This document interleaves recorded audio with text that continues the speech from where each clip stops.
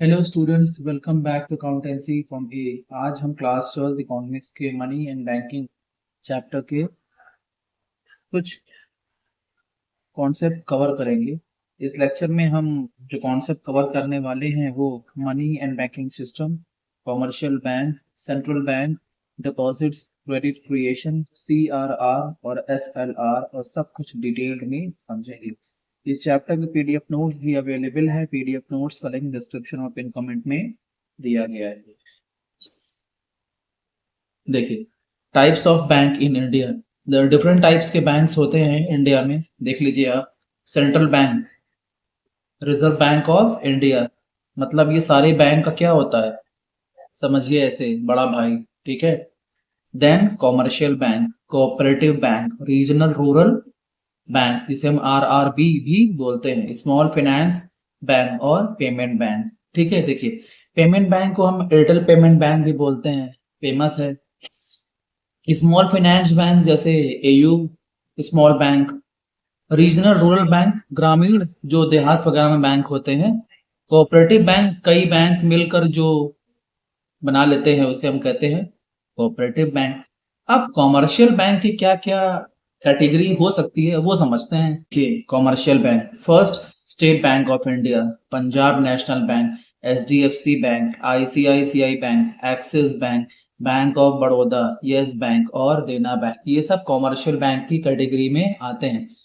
Important बात यह है कि HDFC bank, ICICI bank, axis bank और यस बैंक ये प्राइवेट सेक्टर के बैंक हैं। इसके अलावा जो भी हैं एक्सेप्ट ऑल वो सारे गवर्नमेंट सेक्टर के bank. Function of commercial bank, commercial bank के क्या क्या फंक्शन होते हैं। फर्स्ट देखिए, टू मेन फंक्शंस होते हैं, accepting public deposit, second provide loans, ठीक है।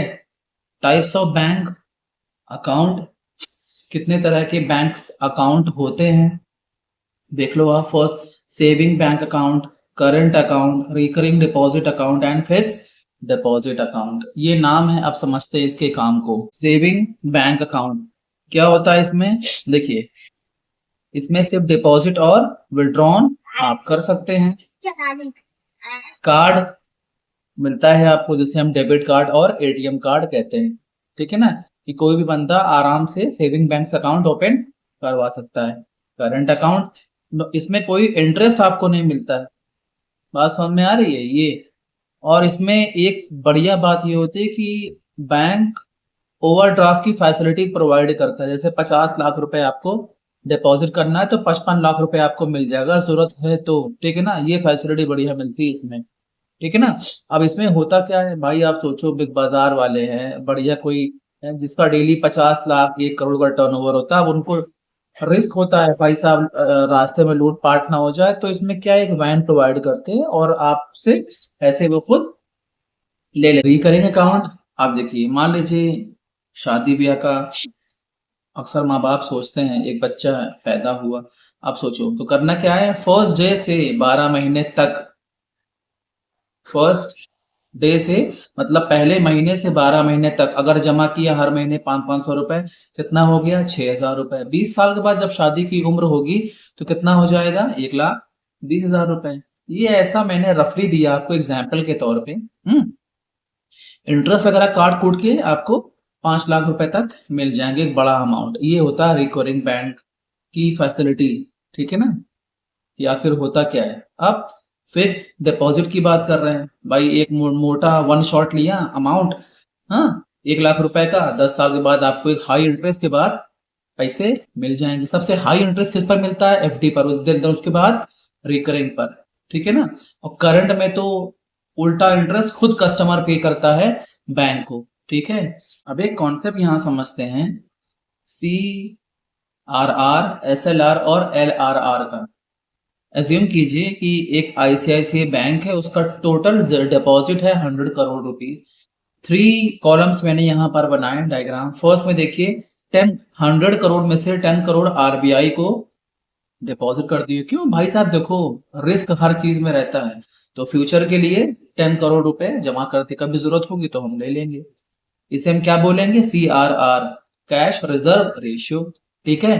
20 करोड़ रुपए खुद के लिए रख लिए, हाँ, जिसे हम क्या बोलेंगे, SLR, स्टेचुटरी लिक्विड रेशियो, ठीक है ना। तो 20 प्लस 10 कितना हो गया 30, बचा कितना 70, 70 को हमने एज अ लोन दे दिया पब्लिक को, ठीक है ना। तो C R R plus S R R equal to कितना हो गया, क्या बोलेंगे, एल आर आर।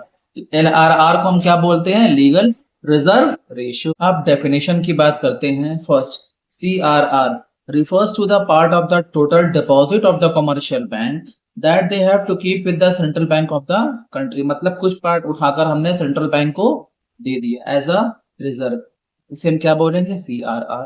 SLR की बात करते हैं, refers to the part of the total deposit of the commercial bank that they have to keep with themselves in the form of liquid asset। liquid asset का मतलब क्या होता है भाई, कैश एंड गोल्ड, ठीक है ना। ये मतलब खुद के लिए रख लिया, बात अभी की थी ना 20 करोड़ रुपए खुद के लिए, हाँ 10 करोड़ रुपए आरबीआई को दिया central bank. Third, L R R refers to the sum total of दो कंपोनेंट्स का total, C R R plus S L R का total. It has two component C R R and S L R. Clear है, ये चीज था। Lecture अगर अच्छा लगा हो तो सब्सक्राइब कर दीजिएगा।